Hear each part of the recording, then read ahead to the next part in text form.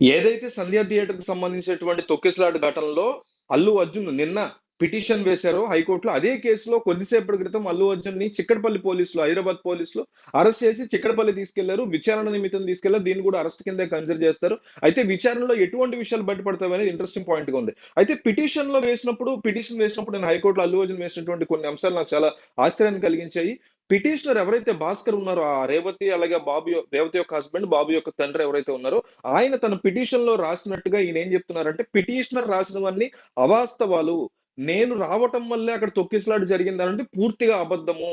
ఇది ఈ ఈ కైండ్ ఆఫ్ థింగ్ అంటే ఇలా థియేటర్స్‌కి వెళ్ళడం అనేది ఎప్పుడు నేను ఎన్నో సంవత్సరాల నుంచి సహజంగా చేస్తూనే ఉన్నాను. నేను థియేటర్ యాజమాన్యానికి గాని, పోలీసులకు గాని ముందుగానే సమాచారం ఇచ్చాను అనేసి ఇవన్నీ ఆయన పిటిషన్‌లో మెన్షన్ చేశారు.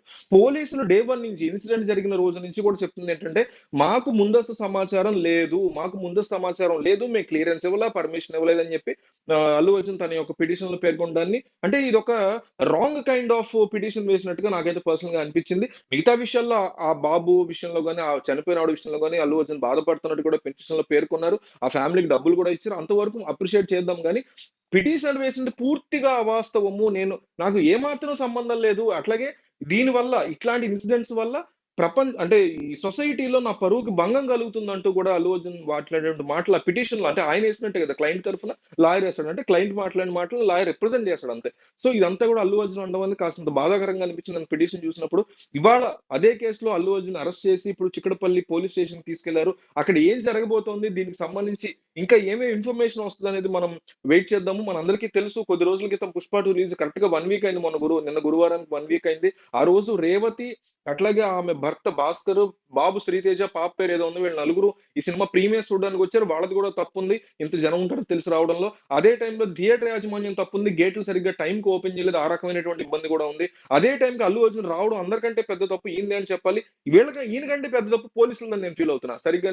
సరైనటువంటి ఆహ్, ప్రొటెక్షన్ ప్రొవైడ్ చేయలేకపోయారు. అల్లు అర్జున్‌కి కావచ్చు, జనాలకు కావచ్చు. ఎవరికీ ఏమి అవ్వకూడదు కదా! సో, ప్రొవైడ్ చేయలేకపోయారు. ఒక్కసారిగా అల్లు అర్జున్ రావటం అంటే నిజానికి హీరోలొస్తారు గానీ, ఇంత పెద్ద hero pan India level hero Sandhya theatre లాంటి ఒక కంజెస్టెడ్ ఏరియాకి రావడం, వేలాది మంది ఉన్న చోట రావడం అనేది డెఫినైట్‌లీ మిస్టేక్ కింద మనం కన్సిడర్ చేయొచ్చు. చాలా పెద్ద తప్పది. ఇలా జరుగుతుందని ఆయన ఊహించకపోయి ఉండొచ్చు. కానీ ఎంతో మంది మీకు ఆ ఇన్సిడెంట్ తర్వాత అక్కడ మైక్ పెట్టిన వాళ్ళకి చెప్పారు. మేము కూడా చచ్చిపోదాం అనుకున్నామని. సఫకేషన్‌కి లోనైన వాళ్ళు, ఇబ్బందులు పడిన వాళ్ళు, స్టాంపేడ్‌లో నలిగిపోయిన వాళ్ళు చాలా మందున్నారు. చనిపోయిన ఆవిడ ఈవిడే అండ్ ఆ బాబు హాస్పిటల్‌లో ఇంకా ఉన్నాడు గానీ, ఇబ్బంది పడిన వాళ్ళు చాలా మందున్నారు. తీవ్రమైనటువంటి ఇబ్బంది. ఏదో ఇది చిన్న చితక కాదు. ఇంత గోలలో అల్లు అర్జున్ గాని ఏమైనా అయ్యుంటే బాధే కదా! ఎవరికీ ఏం కాకూడదు కదా! సో, ఇంత పెద్ద పాన్ ఇండియా స్టారు ఇంతమంది జనాల్లోకి రావడం అనేది పైగా అక్కడికొచ్చాను ఓపెన్ టాప్‌లో చేతులు ఊపడం, లేకపోతే సెల్ఫీలివ్వడం. ఈయనేమన్నా రాంపోతినేనా? లేకపోతే నానియా? లేకపోతే అంతకంటే చిన్న స్టార్ కిరణ్ అబ్బవరమా? సంపూర్ణేష్ బాబా?